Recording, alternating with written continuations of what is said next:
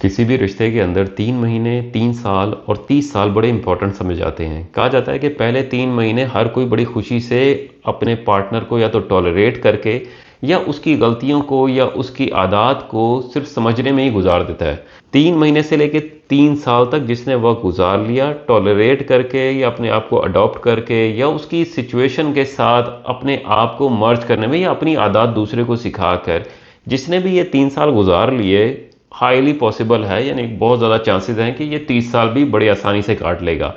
लेकिन 30 साल के बाद जब ज़िंदगी के अंदर अब आप इंडिपेंडेंट हैं, सिचुएशन चेंज हो चुकी है, मेच्योरिटी आ चुकी है, बहुत सारी ऐसी लड़ाइयाँ जो आपने 30 साल में नहीं की होती, लोग 30 साल एक साथ रहने के बाद इन झगड़ों में पड़ जाते हैं। अगर आप ये 10 सिचुएशन, 10 टॉपिक अपने पार्टनर के साथ पहले से डिस्कस कर लें पहले 3 महीनों में, तो 90% जो झगड़े हैं, लड़ाइयाँ हैं और इस तरह की और सिचुएशन है, तल्ख बातें हैं, उनसे आप बच सकते हैं।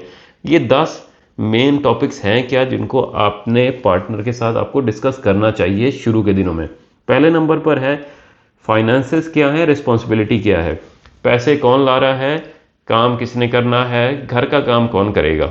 एक जर्नल विजन होना चाहिए कि आप पैसे ला रहे हैं तो इस पैसों के अंदर ये पैसे आपने अपने पार्टनर को देने हैं। कोई पॉकेट मनी हो सकती है जिस पे आप कोई सवाल नहीं पूछेंगे, चाहे तो वो उसको ज़ाया कर दें, चाहे उससे कोई चीज़ खरीद लें या चाहे उसको किसी को तोहफे तहफ़ में दे दें। इसके मुकाबले में आप रिस्पॉन्सिबिलिटी डिफाइन कर लेते हैं, बच्चों को कौन स्कूल से लाता है, घर के अंदर बिल्स कौन देता है, सफाई कौन करेगा, खाना कौन पकाएगा। यानी एक जर्नल डिस्कशन के साथ आप डिस्कस कर सकते हैं ये चीज़ें हैं, भाई मैं पैसे ला रहा हूँ, आप ये काम कर रही हैं। लेकिन रिस्पॉन्सिबिलिटी जो है वो जेंडर बेस्ड नहीं होनी चाहिए। दूसरे नंबर पे रिस्पॉन्सिबिलिटी जेंडर बेस्ड नहीं होनी चाहिए। इसका मतलब है कि आप ये नहीं करें कि पैसे जो है सिर्फ तुम्हारी मजबूरी है, तुमने ही लाना है, ये आप घर के जो सारे काम है वो तुम पे ही लाजिम है। ये स्केड्यूल बेस होना चाहिए, यानी कि अगर मुझे ऑफिस की तरफ से इतनी फ्रीडम है कि मैं घर के अंदर 2-2 3-3 दिन भी रह सकता हूँ, या मेरे पास फ्लेक्सिबल टाइम है तो मैं घर के अंदर अपना एक्स्ट्रा टाइम दे सकता हूँ। लेकिन हो सकता है कि मेरे पास घर के अंदर टाइम देने के लिए नहीं है, मैं ऑफिस में काम कर रहा हूँ ताकि मैं ज़्यादा पैसे कमा सकूँ। इसके मुकाबले में घर के अंदर आपको मेड्स मिल सकती हैं या घर में बाहर से खाना आ सकता है। यानी बहुत सारी ऐसी चीज़ें हैं जो आपकी रिस्पॉन्सिबिलिटी को कम कर सकती हैं।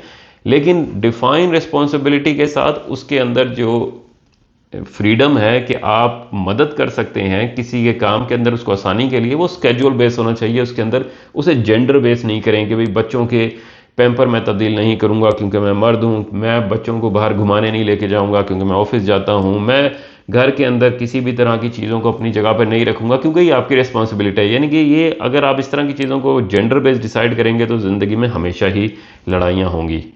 तीसरे नंबर पे है आपने अपनी फैमिली के साथ रह रहे हैं या अलग रह रहे हैं।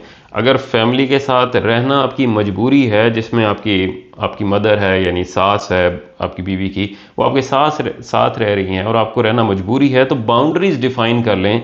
घर के अंदर फाइनेंसेस आप कितने देते हैं, बीवी को कितने देते हैं, उसके अलावा आपकी घर के अंदर खाना कौन बना रहा है, रिस्पॉन्सिबिलिटी क्या है, कपड़े कौन धो रहा है। अच्छा, ये 2 वे होती है। इसके अंदर ज़्यादातर लोग समझते हैं कि शायद जो मदर इन लॉ है, सास है, वो जुल्म कर रही है, लेकिन इसके अंदर आपने अपनी रोल्स डिफाइन करने होते हैं कि मैं अपने कपड़े मैं खुद धोऊंगी, अपने हस्बैंड के कपड़े मैंने खुद धोने हैं, मेरे कमरे की सफाई मैं खुद करूंगी, मेरे जो खाने पीने हैं, मेरा हस्बैंड जो खाता है उसकी प्रिपरेशन मैं खुद करूंगी। इससे आप किसी के ऊपर डिपेंडेंट नहीं होती और आपकी एक अपनी एक बाउंड्रीज होती हैं जिसमें हर कोई आपको रिस्पेक्ट करता है कि ये अपनी रिस्पॉन्सिबिलिटी टाइमली मैनेज कर रहे हैं।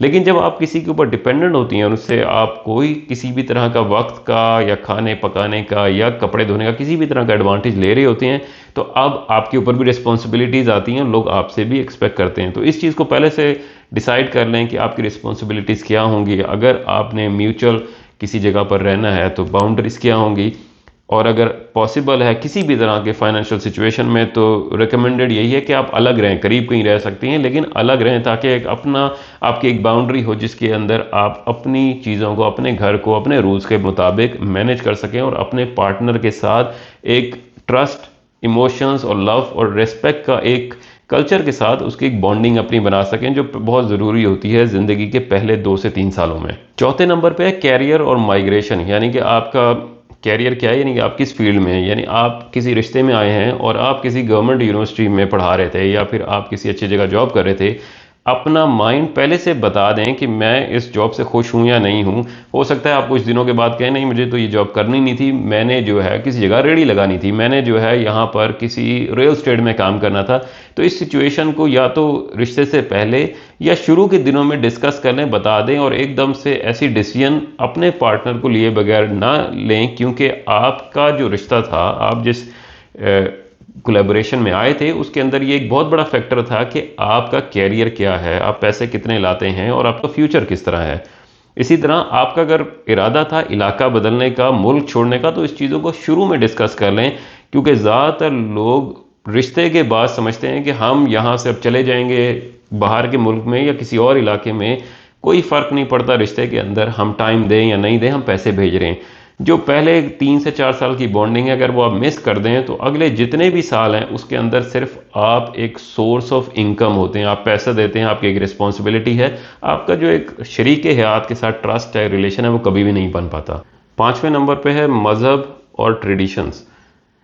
आपका जो भी मज़हब है, जिस अकीदे को आप मानते हैं, कभी अपने पार्टनर के ऊपर उसे ठूंसने की कोशिश ना करें। ये एक इंटरनल मैटर है, एक इंटरनल उसकी सोच है जो उसके बनाने वाले के साथ, उसके खालिक के साथ है। इसके अंदर अगर आप उसको अपने अमाल से, अपने एक्शन से, अपनी बातों से उसको टॉन्ट करेंगी, उसको बताने की कोशिश करेंगे कि तुम कमतर हो, तुम मजहबी तौर पर सही नहीं हो, तो आप उसकी बेहतरी नहीं कर सकती।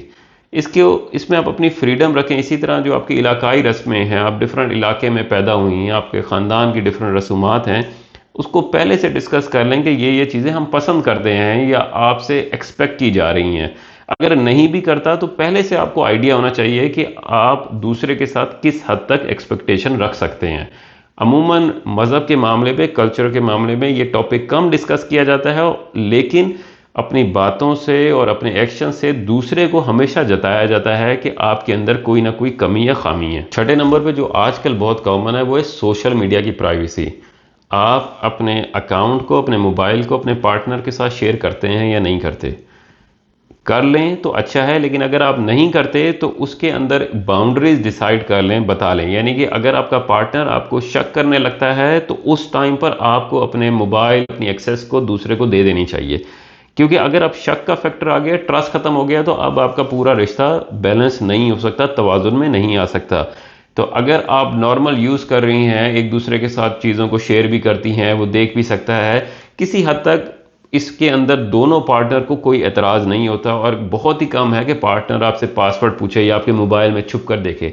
जब शक होना शुरू होता है और उसे लगता है कि आप अपने मीडिया, सोशल मीडिया को गलत इस्तेमाल कर रहे हैं या फिर आपकी कोई ऐसी दोस्ती है, इसी सूरत में जो है लोग फिर आपका पासवर्ड भी मांगते हैं, आपके मोबाइल के अंदर चेकिंग भी करते हैं कि आप किस तरह की बातें कर रहे हैं। तो इस प्राइवेसी को पहले से डिस्कस कर लें, और अगर कहीं पे भी शक का फैक्टर आता है तो अपने मोबाइल एक्सेस को एक दूसरे के साथ शेयर करें, लेकिन अपने अकाउंट्स को हमेशा सेपरेट रखें। आपकी एक अपनी प्राइवेसी अपने दोस्तों के साथ।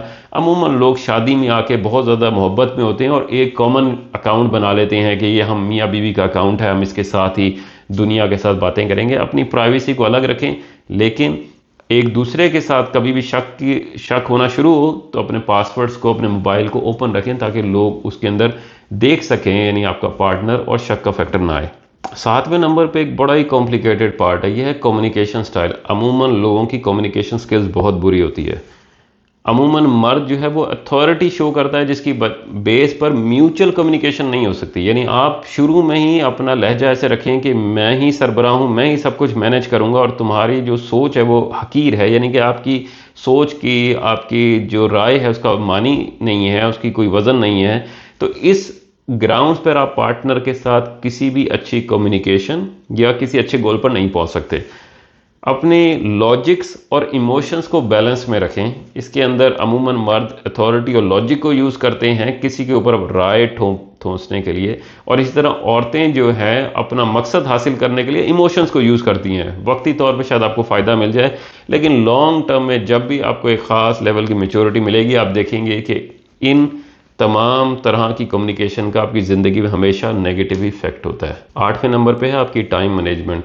आप कितना टाइम देते हैं अपनी हॉबीज़ को, कितना अपने ऑफिस को, कितना अपनी बीवी को, कितना अपने बच्चों को, और कितना अपने माँ बाप को।